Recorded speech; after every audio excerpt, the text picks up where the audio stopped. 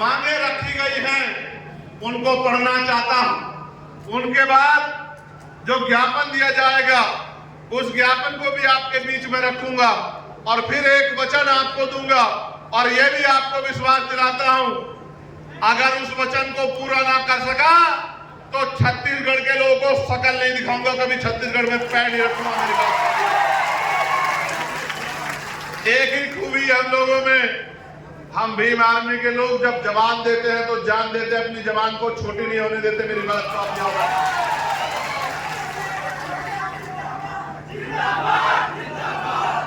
आप जानते हैं इस अन्याय जुल्म के बाद भीम आर्मी के हमारे राष्ट्रीय अध्यक्ष जी ने मोर्चा लिया, सामाजिक न्याय यात्रा शुरू की। ये उसका प्रथम चरण है। ये प्रथम चरण उन लोगों को दिखाने के लिए है जिन लोगों को लगता था कि ये डर जाएंगे। अभी इसके बाद 3 चरण और होंगे और वो 3 चरण हम लोग कोशिश करके सितंबर माह में ही पूरा कर लेंगे। उसके बाद क्या होगा मैं आपको बताऊंगा। हमारी पहली मांग ये है सामाजिक न्याय यात्रा के जरिए कि अमर गुफा में जैद खान को काटे जाने के पीछे क्या षड्यंत्र है। अगर ये सच का सच में ईमानदार है और दोषियों को सच में पकड़ना चाहती है तो उनको इस घटना की सीबीआई जांच करानी चाहिए। बलौदा बाजार में एसपी कार्यालय में जिला कलेक्टर ऑफिस में आगजनी के पीछे क्या षड्यंत्र है उसकी भी सीबीआई जांच इस सरकार को करानी चाहिए। बलौदा बाजार में जैद खान के सम्मान में हुए आंदोलन में गिरफ्तार निर्दोष लोगों को बिना शर्त के रिहा किया जाना चाहिए, ये भी हमारी मांग है। साथ साथ प्रदेश सरकार के को प्रमोशन में आरक्षण को लागू किया जाना चाहिए, ये भी हमारी मांग है। जिसकी इतनी संख्या वाली उसकी उतनी हिस्सेदारी नियम के तहत जातिगत जनगणना कराई जाए और यहाँ 16% आरक्षण शेड्यूल कास्ट के लोगों को दिया जाता था, जिसको पिछली सरकार ने बिना जातिगत जनगणना कराए कम करके 12 या 11% लगभग कर दिया था। कितने प्रतिशत? 12%, 4% कम कर दिया था। हमारी मांग है कि जातिगत जनगणना करा के संख्या के आधार पर 16% आरक्षण किया जाना चाहिए। छत्तीसगढ़ प्रदेश में दैनिक मजदूरों को बढ़ाकर न्यूनतम वेतन 700 रुपए किया जाना चाहिए। बिना 700 रुपए न्यूनतम वेतन के 7 या 21 लगभग 20,000 रुपए कम से कम एक परिवार को वेतन के तौर पे मिलने चाहिए। जो व्यक्ति काम करता है तभी जाके वो परिवार सम्मान से जो है रोटी की व्यवस्था उनके घरों में हो पाएगी। साथ साथ प्रदेश में निःशुल्क शिक्षा की व्यवस्था की जानी चाहिए और समान शिक्षा व्यवस्था लागू की जानी चाहिए। चाहे किसान मजदूर का बेटा हो, चाहे मुख्यमंत्री विधायक मंत्री या कमिश्नर डीएम एसपी का बेटा हो, सबके बच्चों को सरकारी स्कूल में शिक्षा देनी चाहिए, जिससे कि सरकारी स्कूल में बेहतर से बेहतर शिक्षा आए। साथ साथ प्रदेश में निजीकरण के नाम पर सरकारी प्रतिष्ठानों को बेचने के खिलाफ, निजीकरण के सहारे आरक्षण समाप्त करने के षड्यंत्र के खिलाफ भी हम लोग हैं। निजीकरण खत्म किया जाए और सारे निजीकरण जिनका हो गया है उनका राष्ट्रीयकरण किया जाए, ये भी हमारी मांग है और उसमें आरक्षण कोटा लागू किया जाए। मंडल कमीशन की सिफारिशों को पूर्णतः लागू किया जाए और गैर संवैधानिक क्रीमी लेयर को समाप्त किया जाए। साथ साथ प्रदेश में अल्पसंख्यकों के ऊपर और अल्पसंख्यकों में भी मुसलमानों और आदिवासियों के ऊपर जो मॉब लिंचिंग की जा रही है या जिस तरह से अन्य प्रदेशों में भी बुलडोजर चलाकर उनको आर्थिक नुकसान और उनको डराया जा रहा है, ये बुलडोजर प्रणाली को भी पूर्ण रूप से खत्म किया जाना चाहिए, ये भी हमारी मांग है। साथ साथ प्रदेश में ज्यादातर सड़क दुर्घटनाएं आवारा पशुओं की वजह से हो रही है, जबकि सरकार के द्वारा इनके लिए कई करोड़ों रुपए की गौशाला के नाम पर आवंटित की गई है। उनकी जांच कराकर आवारा पशुओं को गौशाला भेजना चाहिए, जिसकी वजह से प्रदेश में जो सड़क दुर्घटनाएं हो रही है उन पे रोक लगे। आप ये जानते हैं, मैंने ये महसूस किया है, जहां जहां भारतीय जनता पार्टी की सरकार है वहां इंसानों से ज्यादा इज्जत पशुओं को दी गई है। इंसान सड़क दुर्घटना में मर जाए कोई बात नहीं, जानवर को नुकसान नहीं होना चाहिए। हम तो जानवर को भी प्रेम करते हैं, मगर जिस परिवार का कमाने वाला चला जाता है उस परिवार का क्या होता है, सरकार को इनके बारे में भी सोचना चाहिए। सोचिए, एक्सीडेंट में कोई परिवार का कमाने वाला चला गया, उसकी पत्नी का, उसकी माँ का, उसके पिता का, उसके बच्चों का क्या होगा? उनको पढ़ाई कहां से मिलेगी? उनको खाना कहां से मिलेगा? उनको बीमार होने पे इलाज की व्यवस्था कहां से होगी? उनके लिए कपड़ों की व्यवस्था कहां से होगी? उनके सम्मान की रक्षा कहां से होगी? इस बात का भी जवाब सरकार को देना चाहिए। तो पशुओं से प्रेम करें, अच्छी बात है, लेकिन इंसानों से भी प्रेम करना चाहिए, ऐसी मेरी मांग है। साथ साथ गरीबी रेखा से नीचे जीवन यापन करने वालों को जीएसटी से मुक्त करना चाहिए। साथ साथ एससी एसटी के सर्टिफिकेट पर, देखो मेरी बात सुनो, जातिवाद तो दूर नहीं हुआ, छुआछूत तो दूर नहीं हुआ, इतने बड़े बड़े आंदोलन चले, 17वीं आंदोलन, फिर भी जातिवाद छुआछूत है। लेकिन छत्तीसगढ़ में भी और देश भर में भी बहुत सारे लोग एससी एसटी का सर्टिफिकेट बनवा के सामान्य जाति के लोग और एससी एसटी के नाम पे नौकरी करते हैं। इसका भंडाफोड़ भी छत्तीसगढ़ में हुआ था और हमारे नौजवान साथियों ने नगर होके प्रदर्शन करके सरकार के मुंह पे कालिक पोतने का काम किया था। सरकार को इसकी जांच कराई जानी चाहिए। अभी तक आरक्षण का कोटा पूरा नहीं हुआ और आरक्षण में इस तरह की चोरियां भी चल रही है। साथ साथ हमारे जो साथी आंदोलन को गति देने का काम कर रहे हैं, उससे पहले यहां 1950 से पूर्व शासकीय दस्तावेज मांगे जाने को निरस्त करवाने के बाबत जो है, यानी कि महाराष्ट्र के जो महान समाज के लोग इधर आ गए हैं, उनको एससी एसटी का सर्टिफिकेट, एससी का सर्टिफिकेट नहीं मिलता है। उनको 1950 से पहला सर्टिफिकेट मांगा जाता है, शासकीय कागज मांगे जाते हैं। उन्होंने भी ज्ञापन दिया है कि हमें एससी का सर्टिफिकेट मिलना चाहिए। एक बात मुझे मीडिया के माध्यम से जरूर कहनी है, हमारे नेतागण यहाँ मौजूद है, मैं वचन देके कह रहा हूं, जिन लोगों ने सरकार का मुकाबला करके इस समाज पे जो जुल्म हो रहा था, सतनामी समाज पे, उसको रोकने के लिए आंदोलन को गति देने का काम किया, अपनी जान की परवाह न करते हुए आंदोलन को आगे बढ़ाने का काम किया। आज पुलिस के लोग आंदोलन से डरकर उनको डराने का काम करते हैं, उनकी जांच कराने का काम करते हैं। मैं सरकार को भी और पुलिस और प्रशासन को भी ये कहना चाहता हूं, सरकारें आती जाती रहती हैं, ऐसा ना हो, ऐसा ना हो कि कमजोर वर्गों के लोगों के हाथों में ताकत आ जाए।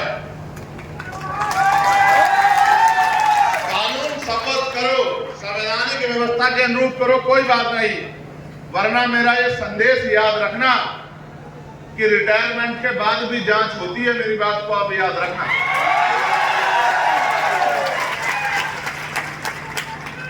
अगर किसी को गलतफहमी हो, मैं मानता हूं सरकार के हाथ लंबे होते हैं, लेकिन जनता से लंबे नहीं होते हैं।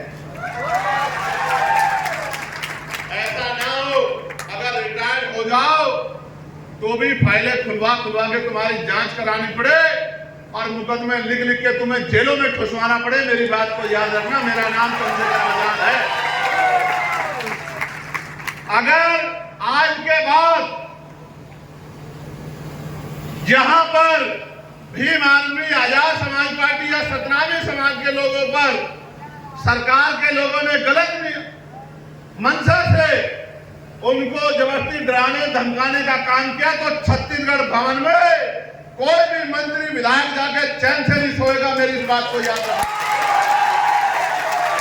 आपको हमारे हाथों की लंबाई का एहसास नहीं है मुख्यमंत्री जी। अगर एहसास करना हो तो 11 सितंबर को हम लोग दिल्ली जा रहे हैं।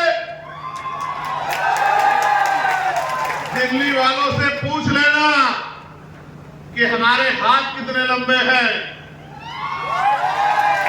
एयरपोर्ट से लेके और छत्तीसगढ़ भवन तक उसी तरह का स्वागत आपका करेंगे जिस तरह का स्वागत आपने हमारे लोगों का करा है। मेरी बात को मैं फिर आपको कह रहा हूं, मैंने अपना ये ज्ञापन जो आप लोगों ने दिया ये मैंने पढ़ा। अब आप मेरी बात पर गौर कीजिए। ये पूरे देश को जानना चाहिए कि छत्तीसगढ़ में क्या चल रहा है। छत्तीसगढ़ की पुलिस और एडमिनिस्ट्रेशन जातीय कुंठा को ध्यान में रखते हुए जिस तरह से रात के अंधेरे में हमारे लोगों को गिरफ्तारी के नाम पर पकड़ने के लिए जाता है और घर में रहने वाली हमारी बहन बेटियों को गलत नीयत से देखने का काम करता है, छूने का काम करता है, इस गुंडागर्दी का अंत होगा। मेरी बात को आप याद रखना। मुझे बताया गया, मुझे बैंक में बताया गया कि किस तरह से वर्दी को पहन के गुंडे, सांप्रदायिक गुंडे, जातिवादी गुंडे रात के अंधेरे में हमारे घरों में जाते हैं पकड़ने के नाम पे, गिरफ्तारी के नाम पे। और ये गुंडे हमारी बहनों की तरफ गलत नियत रखते हैं।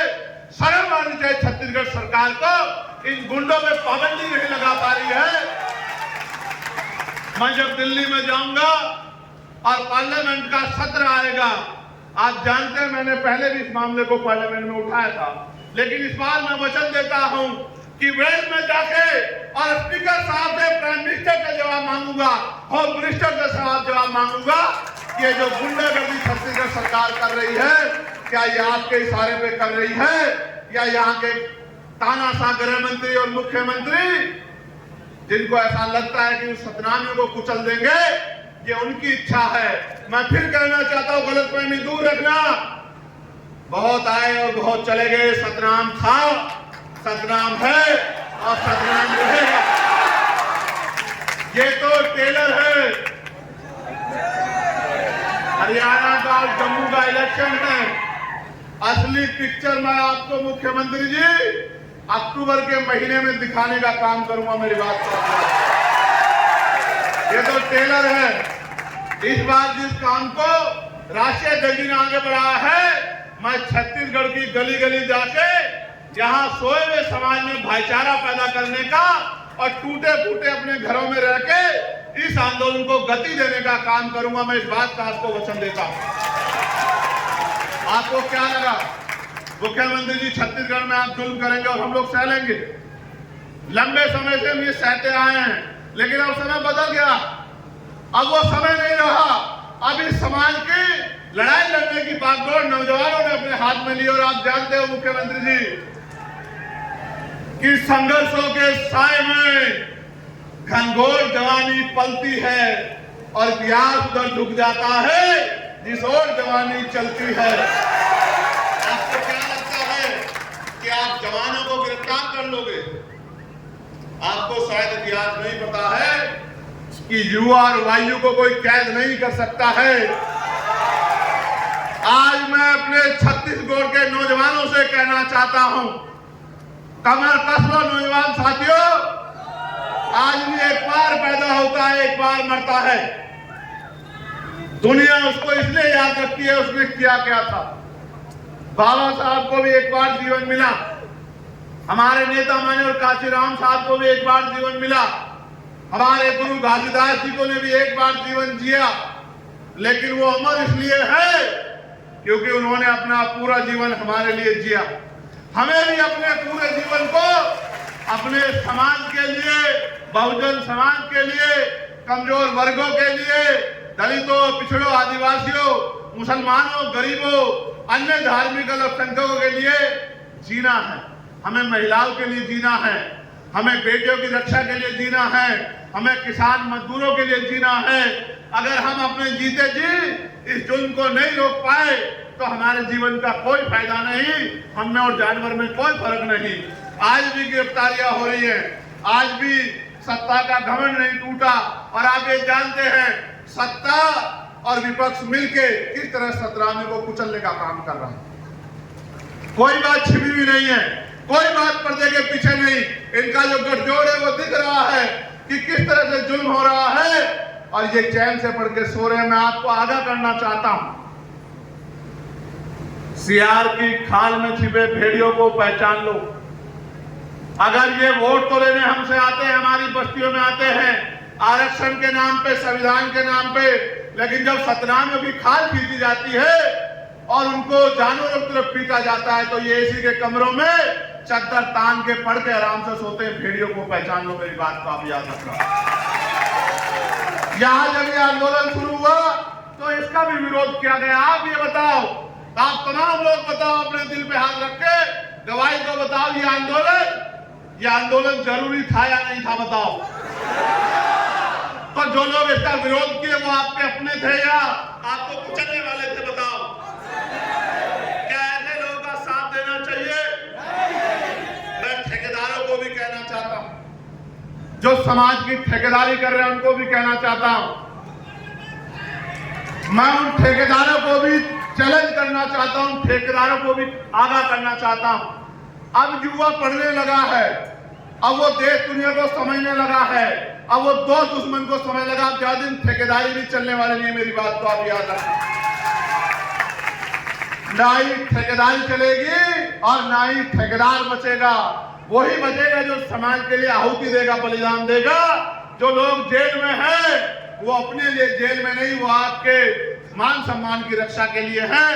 जब वो जेल से बाहर आएंगे मैं भी आपके बीच में होऊंगा, हम लोग फूल मालाओं से उनका क्रांतिकारियों की तरह स्वागत करेंगे। मेरी बात को आप याद रखें। सरकार को एहसास नहीं कि है कि उन्होंने क्या किया। सम्मानित साथियों, सितंबर तक चुनाव है, 1 अक्टूबर को हरियाणा का वोटिंग होगा, 1 अक्टूबर को जम्मू का वोट पड़ेगा, आखिरी दौर का। मैं आपको विश्वास दिलाता हूं, पार्लियामेंट चलने के 15 दिन बाद तक अगर हमारे लोग बाहर नहीं आए तो मैं आपको वचन देकर कहता हूं कि मैं छत्तीसगढ़ में पैर नहीं रखूंगा। इस बात की आपको गारंटी देता हूं। कुछ भी करना पड़े, कोई भी कीमत चुकानी पड़े, सड़कों पे आंदोलन हो, आमरण अनशन हो जाए, जान चली जाए, लेकिन छत्तीसगढ़ के भाइयों को हम लोग अकेला नहीं छोड़ेंगे। मेरी बात का भी मैं माननीय अध्यक्ष जी से भी कहूंगा, भीम आर्मी का उद्गम ही, भीम आर्मी का निर्माण इसलिए किया गया था कि समाज पे होने वाले जुल्म को हम लोगों को रोकना है। आज अगर सबसे ज्यादा जुल्म कहीं हो रहा है तो वो छत्तीसगढ़ में हो रहा है। मैं माननीय अध्यक्ष जी को कहना चाहता हूं, अपने इस क्षेत्र के पूरे स्टेट की राजनीति हमारे लिए बाद में है, पहले समाज है, पहले हमारे लोग हैं, पहले हमारी बहन बेटियों की इज्जत है। ये गुंडे हमारी बहन बेटियों की इज्जत की तरफ गलत निगाह उठा रहे हैं। एक भाई का फर्ज बनता है मर जाए या मार दे। मैं आपसे आग्रह करना चाहता हूं कि आप और समय दो, छत्तीसगढ़ में समय दो, छत्तीसगढ़ में आंदोलन को मजबूत करो। जिस तरह से आपने यहाँ पसीना बहा, अपने संबंधित साथियों की ड्यूटी लगाओ और छत्तीसगढ़ को अपने पैरों पर खड़ा करो। चुनाव तो जब आएगा देखी जाएगी, लेकिन चुनाव से पहले भी सरकारों को यह पता होना चाहिए कि छत्तीसगढ़ में अब सतनामियों पे कोई जुल्म बर्दाश्त नहीं किया। सम्मानित साथियों, आप एक बुलावे पे जहां पैसे में लोग नहीं आते, जहां लोग शराब और खाना मांगते हैं, जहां बढ़िया बढ़िया गाड़ियां मांगते हैं, जहां एक तरफ बैरिकेडिंग लगा के आपको डराने का काम किया जा रहा है, वहां आप इतनी बड़ी संख्या में पहुंचे हैं। मैं दोनों हाथ जोड़ के आपका धन्यवाद करता हूं। और ये सरकार को भी ये जन समर्थन देखना चाहिए। आप सोचिए, अभी तो अध्यक्ष जी ने एक इशारा किया था, आने वाले कल में क्या होगा। आप मेरी एक राय को मजबूत करेंगे क्या? जरा हाथ उठा के बताइए।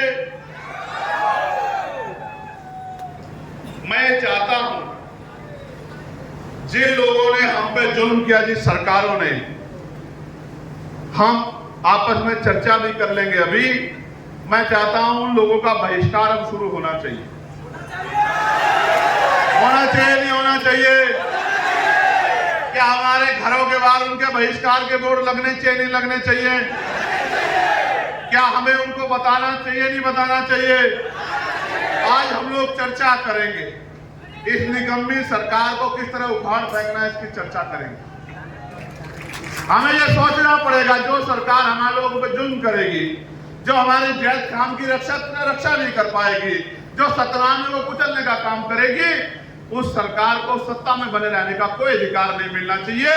और अगर ये छत्तीसगढ़ में हो गया तो आप मानना कि फिर हमें समझना पड़ेगा कि कहीं ना कहीं हम लोग कमजोर हो गए। क्या आप लोग अपने आप को कमजोर मानते हो? आप ये देखो, मैं लगातार पार्लियामेंट में आवाज उठा रहा था कि भाई किसान का बेटा हो या मजदूर का बेटा हो, राष्ट्रपति, प्रधानमंत्री, मुख्यमंत्री का बेटा हो, चाहे IAS IPS का बेटा हो, चाहे प्रधान से लेकर विधायक का बेटा हो, सबको सरकारी स्कूल में शिक्षा मिलनी चाहिए। एक ही लाइन में इधर प्रधानमंत्री का बेटा बैठे, इधर मुख्यमंत्री का बैठे, फिर मजदूर किसान का बेटा बैठे, इधर रिक्शा चलाने वाले का बेटा बैठे, बराबर में DM SSP का बेटा बैठे, तो बताओ सरकारी स्कूल में अच्छी शिक्षा मिलेगी, नहीं मिलेगी? समान शिक्षा पॉलिसी लागू हो। ऐसे ही चाहे राष्ट्रपति हो या गांव का प्रधान या सरकारी कर्मचारी 4th क्लास का हो या क्लास 1 का, या मुख्यमंत्री, राज्यपाल, मंत्री हो या विधायक, सांसद हो, सबके बच्चों को या उनको भी बीमार होने पे सरकारी अस्पतालों में उनका इलाज होना चाहिए। इससे होगा क्या? इससे होगा ये कि जब एक बेड पे मंत्री जी का इलाज हो रहा होगा और दूसरे बेड पे गरीब किसान का बेटा का इलाज हो रहा होगा, तो डॉक्टर भी समय पर मिलेगा, दवाइयां भी अस्पताल के अंदर से मिलेंगी, टेस्ट की मशीनें भी सारी वही होंगी, और तो और गरीबों की जेब कटनी बंद हो जाएगी और अच्छा इलाज जो है गरीबों को कम कीमत में मिलेगा। इस देश में कब तक गरीब लाचार रहेगा?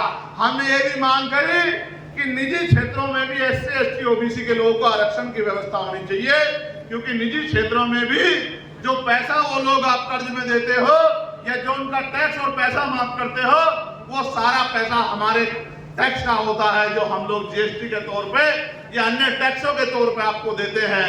इसलिए हमने निजी क्षेत्रों में भी आरक्षण की मांग की है। ये छत्तीसगढ़ है, छत्तीसगढ़। इस छत्तीसगढ़ में सतनामियों की क्या हालात हो गई है, क्या आप देख रहे हो? क्या कारण नजर आता है आपको इसका? मुझे इसका कारण ये नजर आता है जो डॉक्टर बाबा साहब अम्बेडकर ने कहा था कि political power is the master की, राजनीतिक सत्ता वो चाबी है जो आपकी सारी परेशानियां बंद कर देगी। सोचिए, अगर 5 भी MLA या आजाद समाज पार्टी के होते तो क्या ये निकम्मी सरकार सतनामियों को जेल भेज देती? अगर 5 भी MLA या 1 भी सांसद हमारा होता तो जेल के आगे खड़ा हो जाता कि जेल पहले मुझे भेजो, तब मेरे किसी गरीब भाई को भेजना। लेकिन मैं क्या करूं, आपने जाति धर्म देख के निकम्मे लोगों को यहां नेता बना रखा है।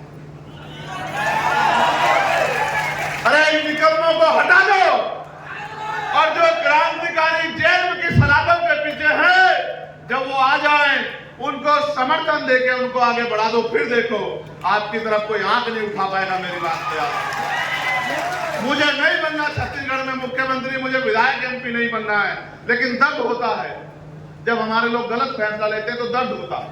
दर्द इस बात के लिए होता है कि हम किसी को नुकसान नहीं पहुंचाना चाहते। हाँ,